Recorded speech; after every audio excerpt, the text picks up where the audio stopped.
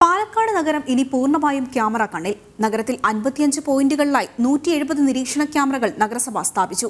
രാജ്യത്ത് തന്നെ ആദ്യമായാണ് ഒരു നഗരസഭ മുൻകൈയെടുത്ത് നഗരത്തെ ക്യാമറ നിരീക്ഷണത്തിൽ ആക്കുന്നത്.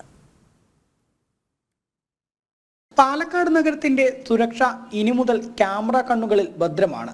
നഗരത്തിൽ വിവിധ ഇടങ്ങളിൽ 55 പോയിന്റുകളിലായി 170 ക്യാമറകൾ നഗരസഭ സ്ഥാപിച്ചു.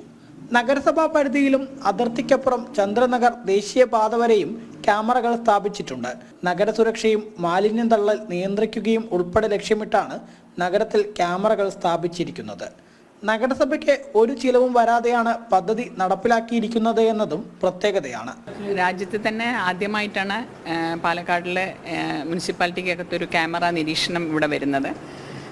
കൊച്ചിൻ ഷിപ്പ്യാർഡിൻ്റെ 1 കോടി രൂപയുടെ ഫണ്ടായിരുന്നു നമുക്ക് അനുവദിച്ചു തന്നത്. 55 പോയിന്റിലാണ് ഇത് വയ്ക്കുന്നത്, 170 ക്യാമറകളായിട്ട്.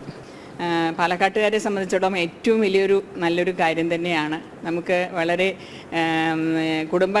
കുടുംബാംഗങ്ങൾക്ക് വളരെ ധൈര്യമായിട്ട് ഇനി വീട്ടിലിരിക്കാം എന്നുള്ളതിൻ്റെ ഭാഗമായിട്ടാണ് ഇത്തരത്തിലുള്ള ക്യാമറകൾ ഇവിടെ ഫിക്സ് ചെയ്തിട്ടുള്ളത്.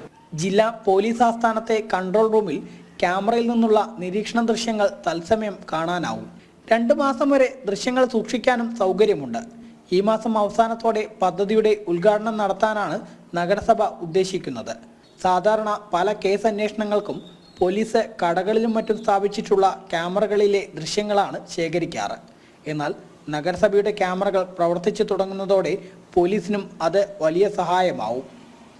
ജനം, പാലക്കാട്.